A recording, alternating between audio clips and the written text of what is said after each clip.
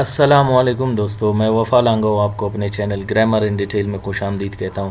अगर आप नए और चैनल को सब्सक्राइब नहीं किए तो चैनल को सब्सक्राइब करें, बेल आइकन को प्रेस करें ताकि आपको ग्रामर के हवाले से मज़ीद वीडियोस की इन्फॉर्मेशन मिलती रहे। आज हम डिस्कस करेंगे डाई ट्रांजिटिव वर्ब कोड कि हम इसको एक्टिव वॉइस से पैसिव वॉइस में कैसे चेंज करेंगे। इसको चेंज करने से पहले हम डाई ट्रांजिटिव वर्ब की डेफिनेशन की तरफ बढ़ते हैं। डाई के या डी के मानी है दो ट्रांजिटिव वर्ब जो पैसिव में चेंज हो सकता है, वर्ब जो एक्शन जाहिर करता हो। So those verbs which need two objects, ऐसे वर्ब्स जिनको दो ऑब्जेक्ट की ज़रूरत हो, and can be change in passive voice in 4 ways. और हम उनको पैसिव वॉइस में कितने तरीके में चेंज कर सकते हो? 4 तरीके में।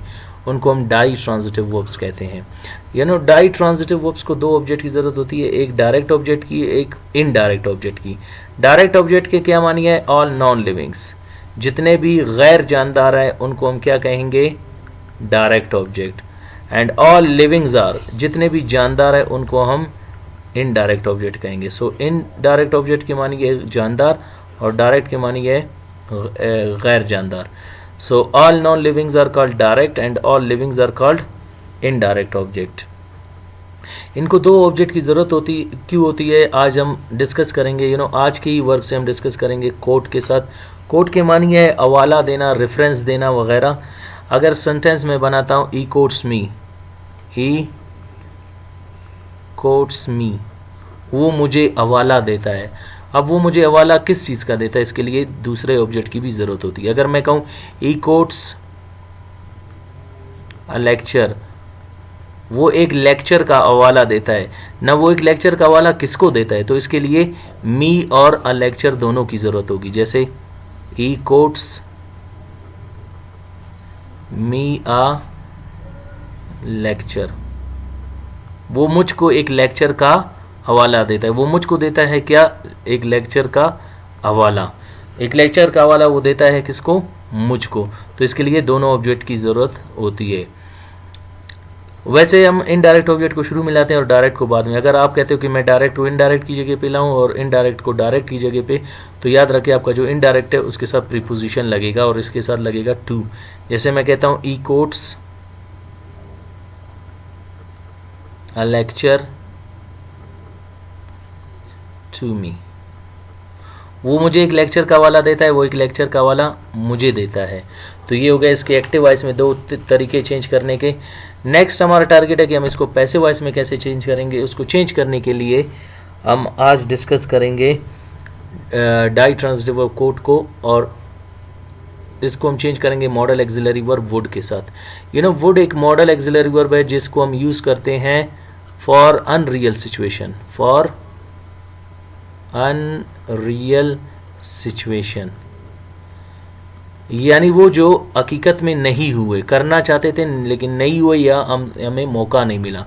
देखो, अगर मैं एक जुमला बनाऊँ, मैं कहता हूँ I would help you, I would help you, मैं आपकी मदद करता।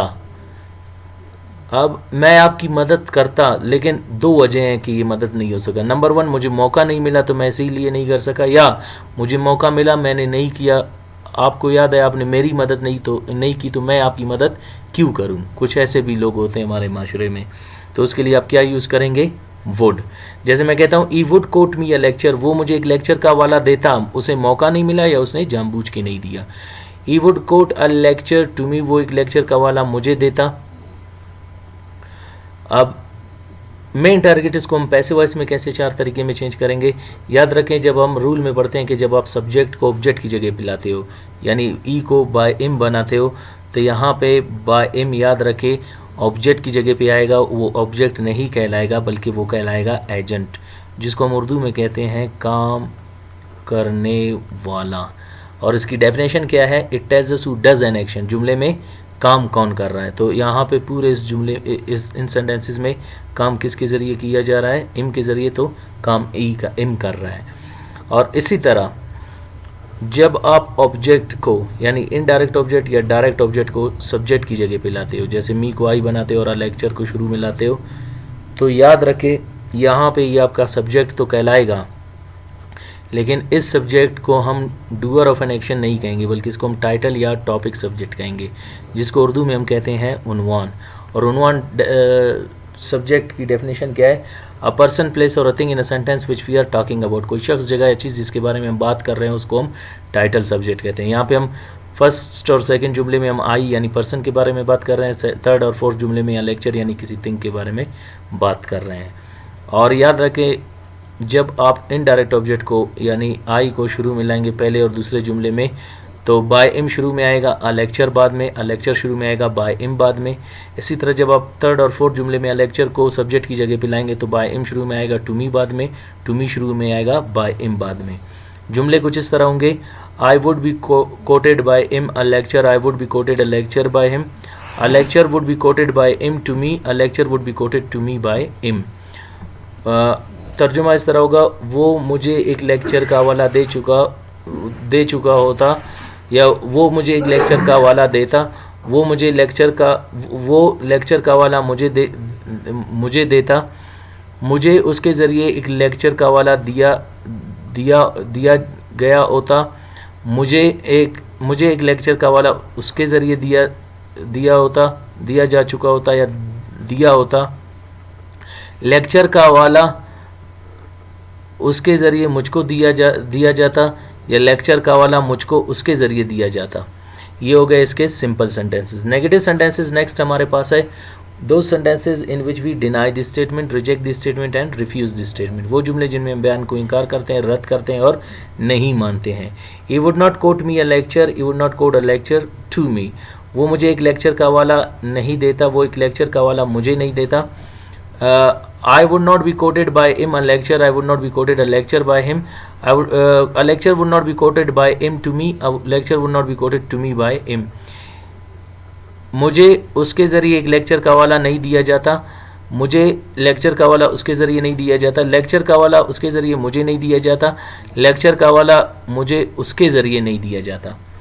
नेक्स्ट हमारे पास है interrogative sentences. Those sentences in which we ask question, put queries are called interrogative sentences. Would he quote me a lecture? Would he quote a lecture to me? Would I be quoted by him a lecture? Would I be quoted a lecture by him? And would a lecture be quoted by him to me? Would a lecture be quoted to me by him? क्या वो मुझे एक lecture का हवाला देता, क्या वो एक लेक्चर का हवाला मुझे देता, क्या मुझे उसके ज़रिए एक लेक्चर का हवाला दिया जाता, क्या मुझे लेक्चर का हवाला उसके ज़रिए दिया जाता, क्या लेक्चर का हवाला उसके ज़रिए मुझे दिया जाता, क्या लेक्चर का हवाला मुझको उसके ज़रिए दिया जाता। तो ये हो गया इसके इंटरोगेटिव। नेक्स्ट हमारे पास है फॉर्मल सेंटेंसेस, जिनका कंप्लीट नेम है negative interrogative formal sentences. Those sentences in which we ask question, deny this statement and we ask them in a formal way. वो जुमले जिनमें हम सवाल पूछते हैं, बयान को इनकार करते हैं, उन्हें रस्मी तरीके से और अदबी तरीके से पूछते हैं, उनको हम फॉर्मल सेंटेंसेस कहते हैं। Would he not quote me a lecture, would he not quote a lecture to me, would I not be quoted by him a lecture, would I not be quoted a lecture by him, would a lecture not be quoted by him to me, would a lecture not be quoted to me by him.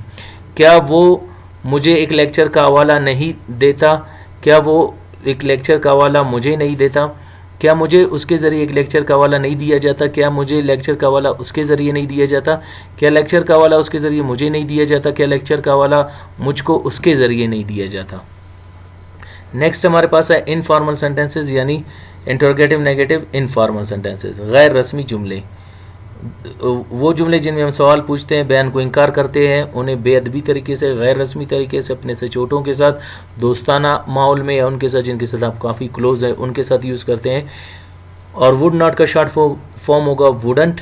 Wouldn't he quote me a lecture, wouldn't he quote a lecture to me, wouldn't I be quoted by him a lecture, wouldn't I be quoted a lecture by him, wouldn't a lecture be quoted by him to me, wouldn't a lecture be quoted to me by him.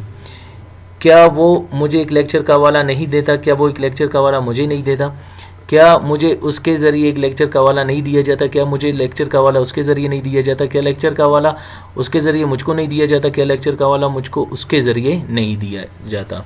तो ये हो गया die transitive verb coat के जुमले model axillary verb would के साथ। उम्मीद करता हूँ आज का लेक्चर आपको समझ आ गया होगा। मिलते हैं अगले लेक्चर में अगले मॉडल डाई ट्रांजिटिव वर्ब के साथ। अपना ख्याल रखिएगा। अल्लाह हाफिज़।